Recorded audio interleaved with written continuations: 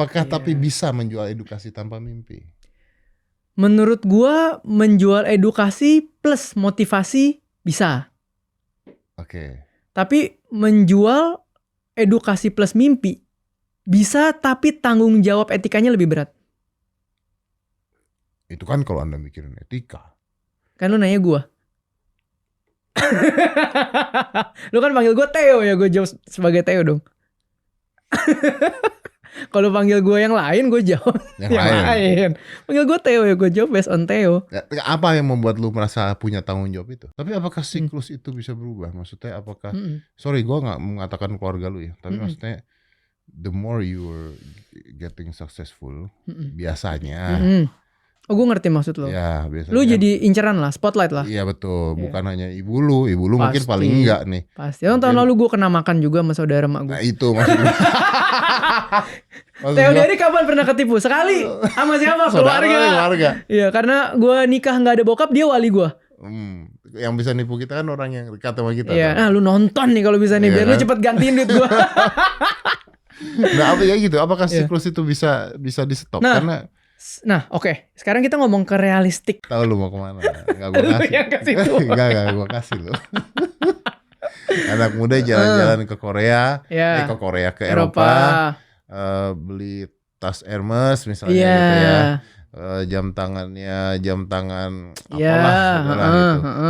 Sedangkan gaji gue UMR. Iya.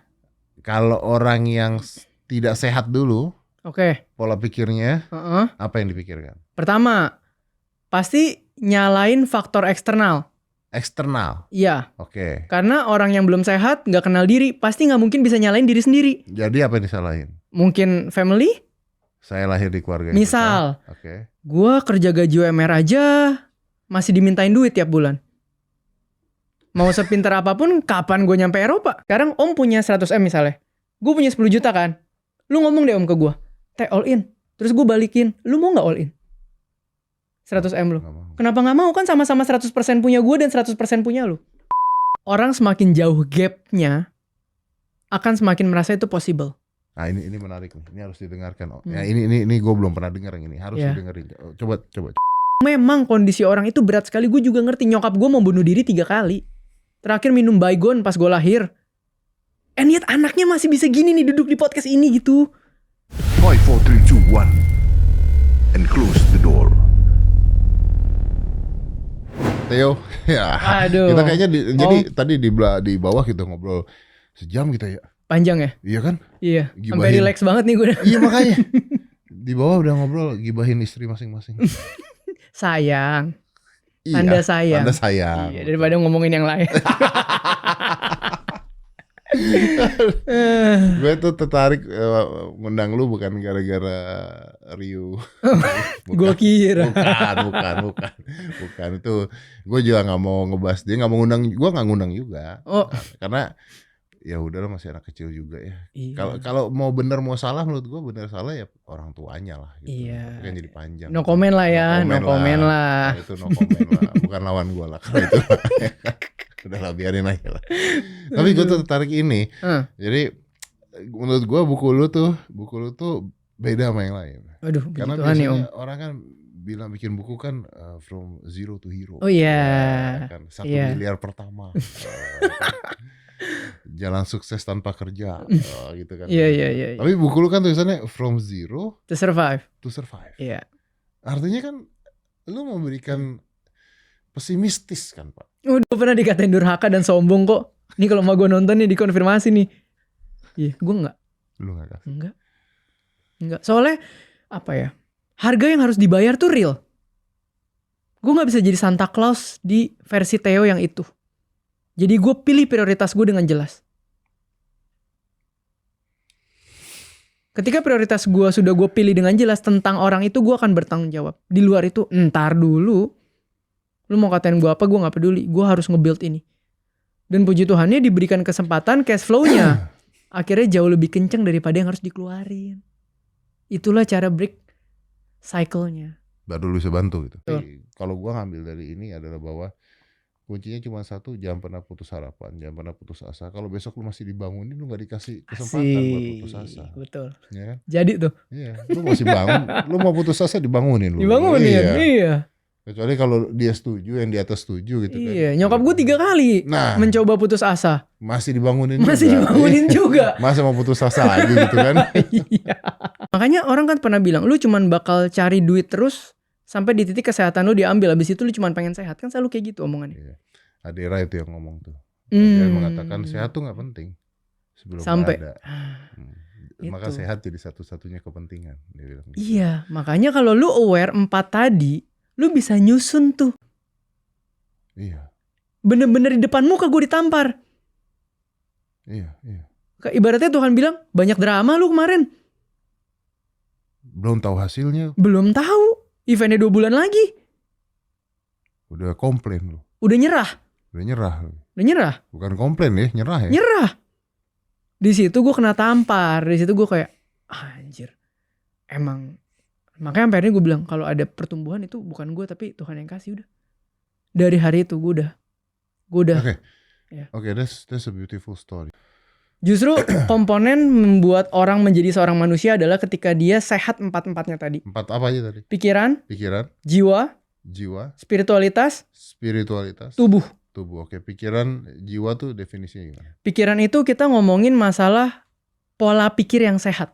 Pola pikir yang sehat. Pola pikir yang sehat adalah pola pikir yang tahu realita, kenal diri sendiri, dan menerima kondisi hidup. Iya. Orang paling gampang sakit jika pikirannya stres. Aneh nggak? Badan lu nggak sehat jika pikiran lu stres. Nggak sehat. Iya kan? Dalam jiwa yang sehat. Iya, bisa juga pikiran lu sehat, tubuh lu nggak sehat, pikiran lu jadi nggak sehat. Iya benar. Pikiran lu sehat, tubuh lu nggak sehat, nggak bisa ngapa-ngapain. Iya. Makanya orang kan pernah bilang, lu cuman bakal cari duit terus sampai di titik kesehatan lu diambil. Abis itu lu cuman pengen sehat. Kan selalu kayak gitu omongannya. Memang kondisi orang itu berat sekali. Gue juga ngerti. Nyokap gue mau bunuh diri 3 kali. Terakhir minum Baygon pas gue lahir. And yet anaknya masih bisa gini nih duduk di podcast ini gitu. 5, 4, 3, 2, 1 and close the door. Theo, ya. Aduh. Kita kayaknya jadi tadi di bawah kita ngobrol sejam kita ya 100 M. Ya karena ya mana gue tahu. Mungkin lu nggak yakin benar-benar misalnya, atau lu pun nggak berani. Nah makanya gue bilang hidup ini harus kenal diri sendiri. Kalau nggak kita berat hidup tuh nggak. Ya kan? Kedengarannya bener loh. Orang akan kayak, iya ya. Ibaratnya nih orang udah pesimis sama hidup. Orang udah putus asa. Pasti iya. Kenapa? Karena self worth dia turun. Dia gak bisa lihat diri dia secara objektif. Dia cuma akan mikir, iya ya gue memang gak ada artinya dibanding lu. Jadi kalau gue all in gue mati ya udah. Kenapa? Maksudnya kenapa bisa ada statement kalau gitu? Kalau lu susah all in aja.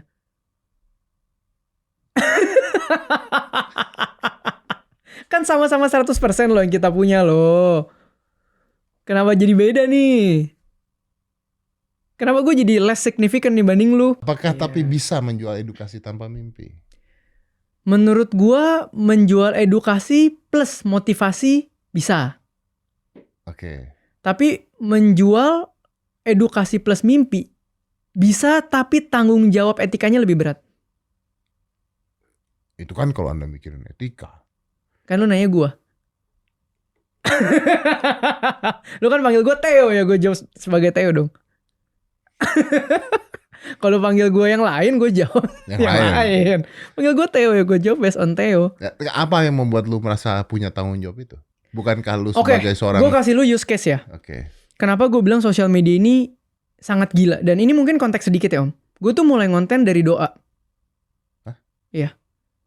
Gue tuh entrepreneur dari 2016 sampai 2022 September. Gue itu sangat resah sama Ika. Ya lu pernah undang kan? Ika who? Indra. Oh. Iya. Indra kan? Iya, periode itu. Itu kan salah satu hal yang membuat orang banyak salah decision dalam finansial. Iya. Itu gue tantangin jualan jam gue, kasih waktu itu. Iya gue nonton.